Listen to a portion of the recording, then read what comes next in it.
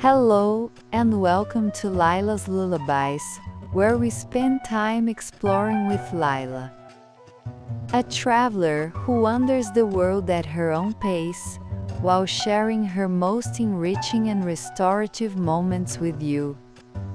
In tonight's story, we'll follow Lyla as she explores the enchanting city of Salvador, Brazil.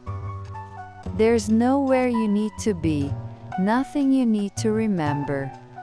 Just settle in, get comfortable and let yourself go. We're so glad you're here. Whenever you're ready, let's begin. The plane touched down in Salvador just as the sun was beginning to paint the sky in shades of pink and gold, the early morning light catching on the waters of the Bay of All Saints below. Lyla pressed her face to the window, watching the coastline emerge from the darkness, the beaches, the colonial buildings, the green hills rising behind the city. Even from the air, Salvador looked vibrant, alive, a city that didn't wait for permission to celebrate itself. Inside the airport, the air was warm and humid, carrying that particular tropical sweetness that Lyla had almost forgotten. She moved through immigration and baggage claim in a pleasant daze of travel fatigue, and then emerged into the arrivals hall where her friend Marta was waiting, impossible to miss with her bright patterned dress and wide smile. "Lyla, você chegou!" Marta pulled her into a tight hug, rocking her back and forth. "I can't believe you're finally here. How was the flight?" "Long but good.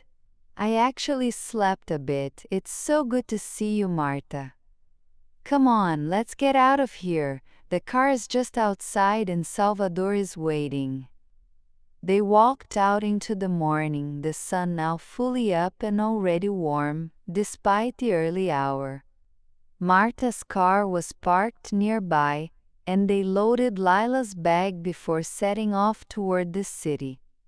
The drive from the airport took them along the coast road, and Lyla watched as Salvador revealed itself, the colonial architecture painted in pastels, the palm trees swaying in the breeze, the ocean impossibly blue against the sky.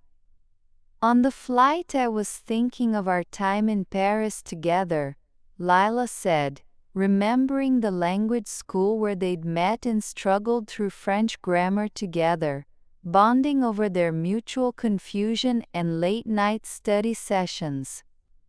"I know, and now look, you're in my city, and I get to show you everything. I've been planning this for weeks." Marta drove with the easy confidence of someone who knew every street, navigating the morning traffic while pointing out landmarks, the lighthouse at Bahian, the beaches they'd visit later, the neighborhood where she lived. She'd changed since France, Lyla thought, more settled somehow, more at home in herself.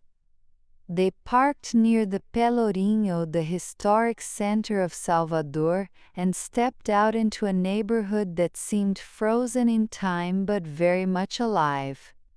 The streets were steep and narrow, paved with cobblestones that had been worn smooth by centuries of feet.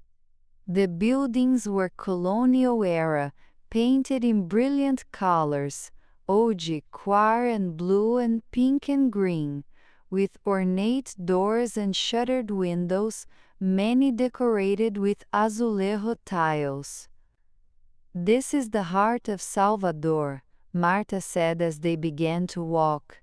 "It was the first capital of Brazil, and you can still feel that history everywhere. But it's not a museum. People actually live here, work here, create here." The Largo do Pelourinho opened before them, a sloping plaza surrounded by colorful buildings, their facades perfectly maintained. Even at this hour on a Saturday morning, there were people about, vendors setting up stalls, selling art and crafts, musicians tuning instruments in doorways, tourists beginning to emerge with cameras. The Cathedral of Salvador dominated one end of the plaza, its baroque facade impressive but almost austere compared to what waited inside. They climbed the steps and entered, and Lyla caught her breath. The interior was a masterpiece of baroque excess, every surface covered in gold leaf, intricate carvings, painted ceilings depicting biblical scenes. The light filtered through stained glass windows, creating pools of colored light on the marble floors. The gold came from the mines in the interior, Marta said quietly, her voice respectful of the sacred space. They used to say that more gold was in these churches than in all the mines of Minas Gerais. They walked through slowly, admiring the side chapels, each one a work of art in itself. The scale was impressive but also intimate somehow, designed to inspire awe but also devotion. A few people knelt in prayer, and Lyla felt the weight of centuries of faith that had filled this space. Outside, the day had grown warmer, and they walked toward the Igreja de São Francisco just a few blocks away. If the cathedral had been impressive, this church was overwhelming. The interior was entirely covered in gold leaf and intricate carvings, walls, ceiling, columns, every available surface. It was baroque taken to its absolute extreme, a celebration of craftsmanship and devotion that bordered on the ecstatic. People argue about which church in Salvador has more gold, Marta said, smiling. Everyone has their favorite, but São Francisco is mine. Look at the details, every inch was carved by hand. Lyla studied the carvings, angels and saints and elaborate floral patterns, all rendered in wood and then gilded. The ceiling was painted with scenes of religious triumph, and light from the windows caught the gold, making the whole space seem to glow from within. It was almost too much, but somehow it worked, a testament to human dedication and skill. The Portuguese didn't do anything by half, Lyla said, slightly overwhelmed. No, they did not, and the African influence is here too. You can see it in some of the decorative elements, the way certain patterns are incorporated. Salvador has always been a mixing place. They emerged back into the sunlight, and Marta checked her phone. Perfect timing. There should be a capoeira performance starting soon in the Terreiro de Jesus.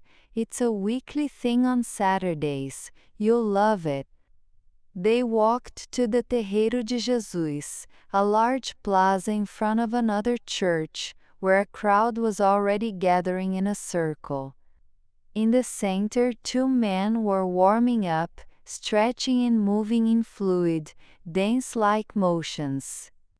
A small group of musicians sat to one side with a berimbau, an atabaque drum, and a pandeiro. The music started, the berimbau's twanging rhythm, the drum's steady beat, the pandeiro's bright percussion. The two capoeiristas entered the circle, and what followed was part dance, part martial art, part conversation. They moved in low sweeping kicks, spins, cartwheels, handstands, their bodies flowing from one movement to the next, without pause. It was mesmerizing, the way they anticipated each other, the way they played with the space between attack and defense, the sheer athleticism combined with grace. The crowd clapped in time with the music, and when one pair finished, another took their place. Marta explained the tradition, how capoeira had developed among enslaved Africans in Brazil as a way to practice fighting while disguising it as dance, how it had been suppressed for years and then revived, how it was now recognized as part of Brazil's cultural heritage. Lyla watched, transfixed by the fluid movements, the interplay between the capoeiristas, the way the music drove everything forward. A young woman entered the circle facing off against a man twice her size, and she moved with such confidence and skill that the crowd cheered when she executed a particularly daring spin kick. When the performance finally wound down, the musicians playing a slower rhythm and the last pair leaving the circle to applause, Lyla felt energized despite her travel fatigue.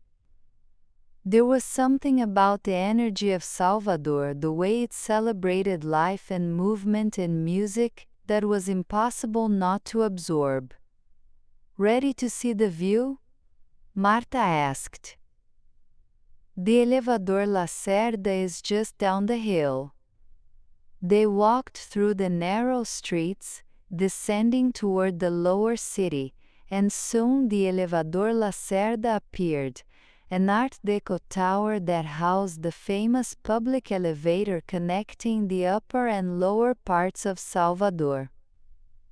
It had been operating since 1873, Marta explained, and was still the easiest way to move between the two levels of the city. They joined the short line and stepped into the elevator car when it arrived, squeezing in with other passengers.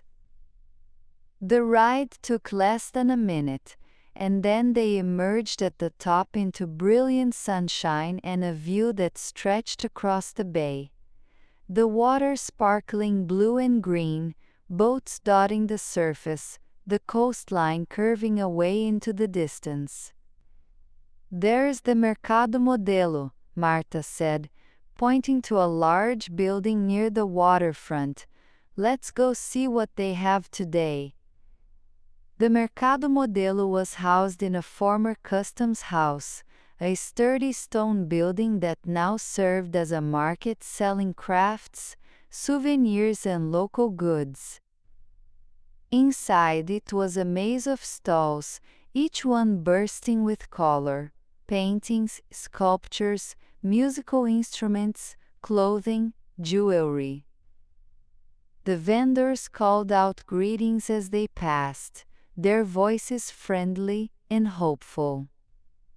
Marta led her through the maze with purpose, clearly knowing exactly where she wanted to go.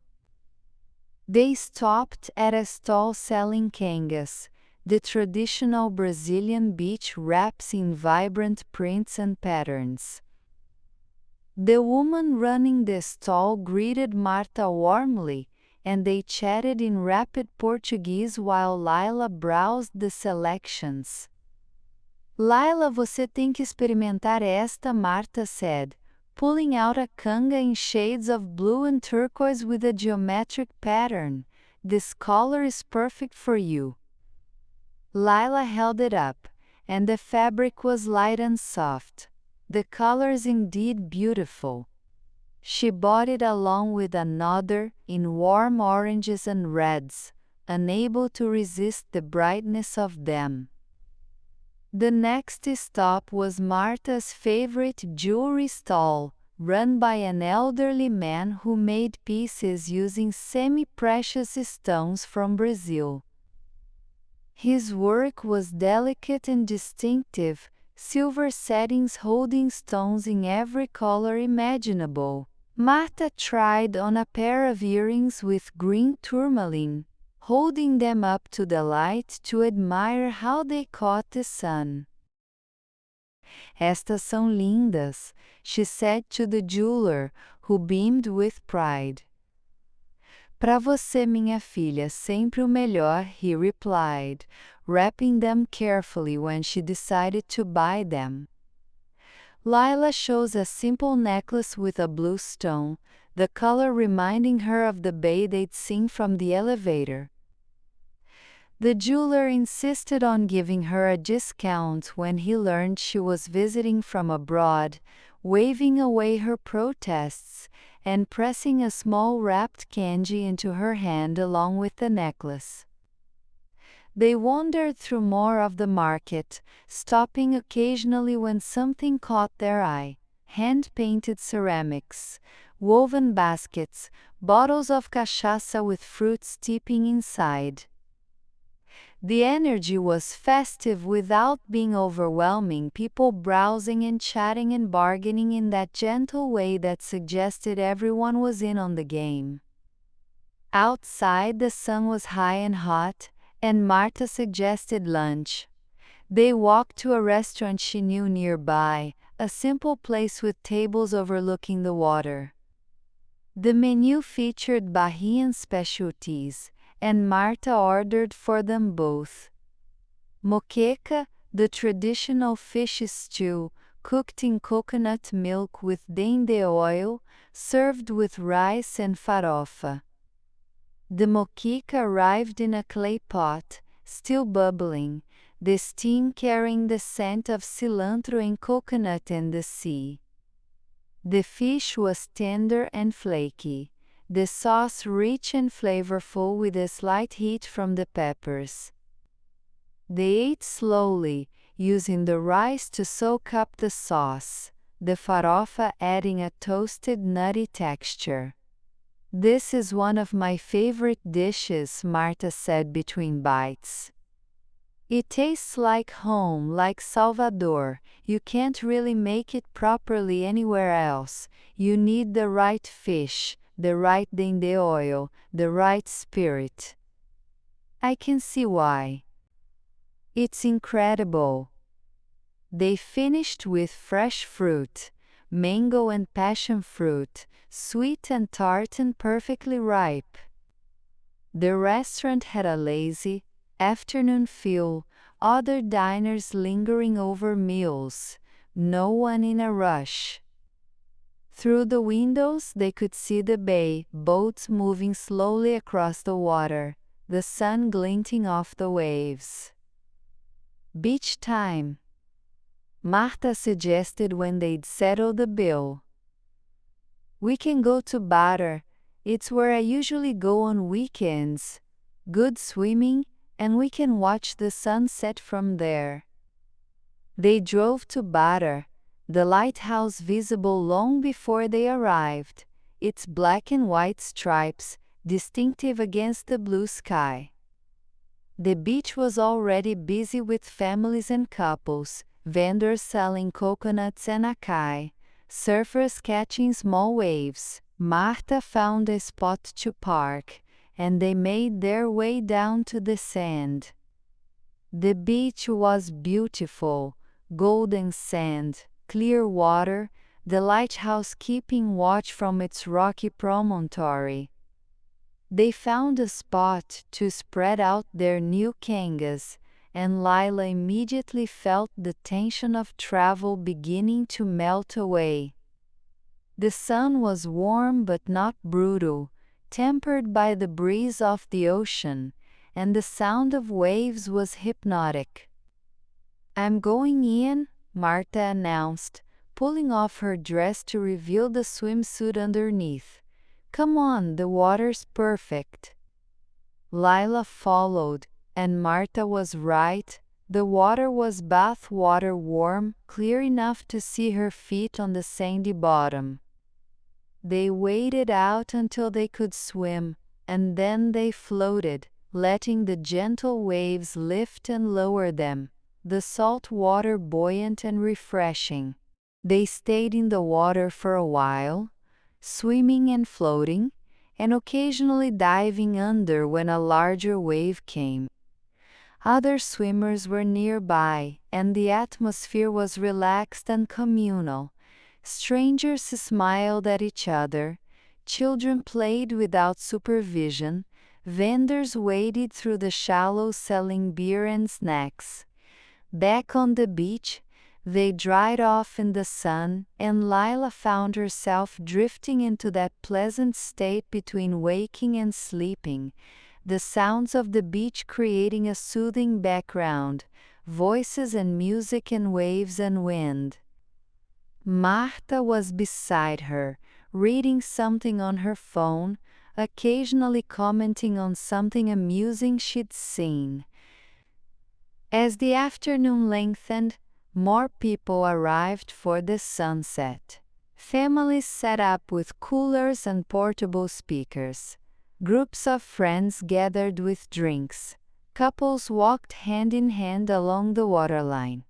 The light began to change, becoming softer and more golden, and people started moving toward the rocks near the lighthouse for the best view.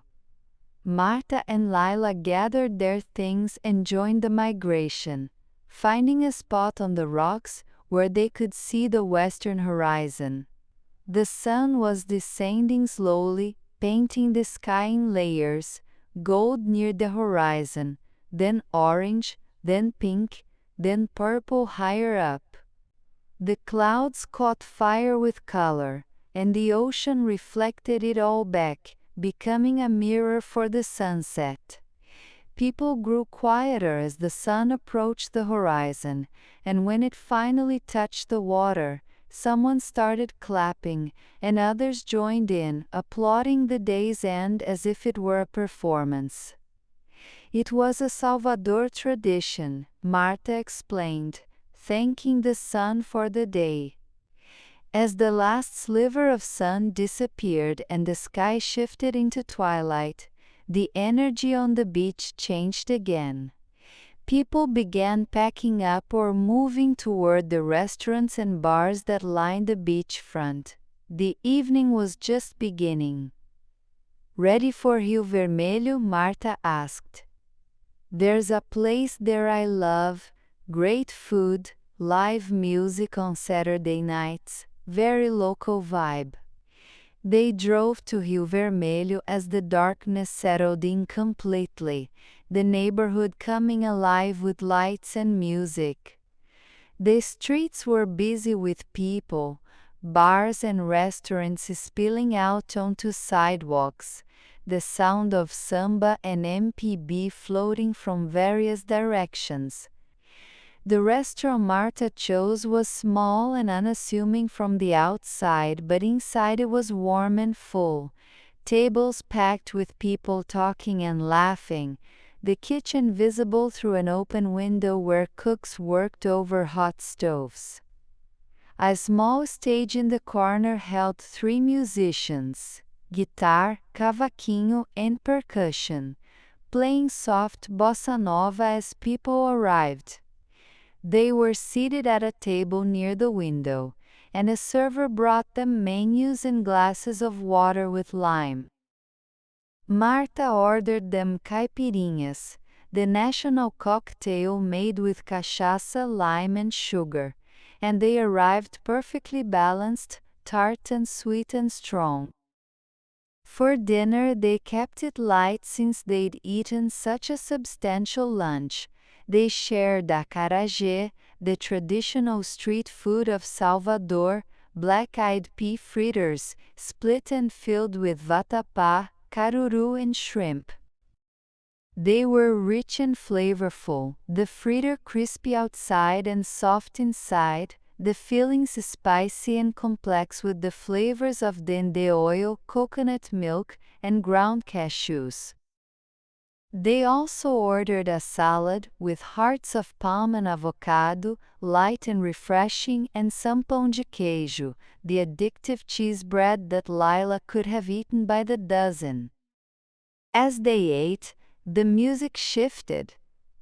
The bossa nova gave way to more energetic samba, and people started to move in their seats, swaying to the rhythm. The musicians were clearly skilled, reading the room and adjusting their repertoire to match the energy. One of them sang in a warm, gravelly voice, and when he started a particularly beloved song, much of the restaurant joined in on the chorus. Marta sang along too, unself-conscious and joyful, and Lyla found herself humming along, even though she didn't know the words. There was something infectious about the atmosphere, the way everyone seemed to be participating in a collective celebration of simply being alive, being together, being in Salvador on a Saturday night in July. The caipirinha went down easily, and they ordered another round, sipping them slowly while watching the restaurant fill up even more. A couple got up to dance in the small space between tables, and soon others joined them, moving to the samba rhythm with that particular Brazilian ease that made it all look effortless. "This is what I love about Salvador," Marta said, leaning close so Lyla could hear her over the music. "The joy is always just under the surface, ready to come out. It doesn't take much, just some music, some people, some rhythm." They stayed for another hour, the music continuing, the energy never flagging. The musicians took requests, playing everything from classic sambas to contemporary MPB, to the occasional American song reimagined with Brazilian rhythm. Between songs, they joked with the audience, telling stories, creating a sense of intimacy despite the crowded room. Eventually, the late hour and the long day began to catch up with Lyla. Marta noticed and suggested they settle up and head out. The night was cooler now, pleasant for walking, and they strolled toward where they'd parked, the streets still alive with activity. "Thank you for today," Lyla said as they walked. "This was exactly what I needed. I'd forgotten how good I feel in Brazil, so alive." "That's Salvador's gift," Marta said. "It reminds you that joy is a choice, that beauty is everywhere if you look for it, that music and movement and connection are what make life special." They drove back through the city, the streets quieter now but not empty, Salvador still humming with life even as midnight approached. Marta had offered to let Lyla stay with her, and they headed to her apartment in a neighborhood that mixed residential buildings with small shops and cafes.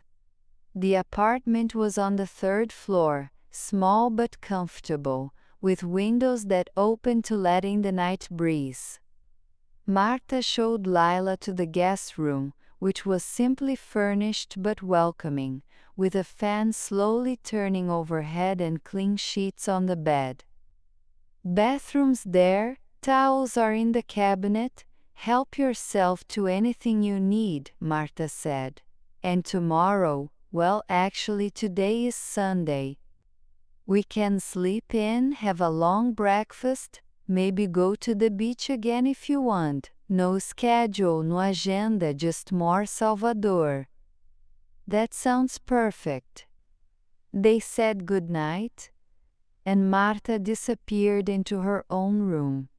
Lyla opened the window wider, letting in more of the night air, and she could hear the city outside. Distant music, voices, the occasional car, the ambient sound of a place that never quite slept. She got ready for bed slowly, unpacking a few things, washing her face, changing into comfortable clothes. The day replayed in her mind, the golden churches and the fluid movement of capoeira, the view from the elevator and the treasures in the market, the taste of moqueca and the warmth of the ocean, the sunset applause and the music that made everyone move. She stood at the window for a while, looking out at Salvador at night, lights glowing in windows, the distant sound of samba still audible from somewhere. The air smelled like the ocean and night-blooming flowers, and that ineffable tropical sweetness that she'd noticed when she first arrived. She thought about Marta, how their friendship had survived distance and time, how it had felt so easy to slip back into their old rhythm despite years apart. She thought about how the language school in Paris had given them French and their connection, and Salvador had given them this, a day of beauty and joy and connection, a reminder that the world was full of places that celebrated life in their own particular ways. The fan turned slowly overhead, creating a gentle breeze, and Lyla could feel the day settling into her bones, the good kind of tiredness that comes from walking and swimming and laughing and absorbing new places. Salvador had welcomed her with open arms, with golden churches and blue water and music that wouldn't stop, and she felt grateful to be here, to have friends who opened their cities like gifts, who shared not just places but ways of being, ways of finding joy in the miracle of the everyday.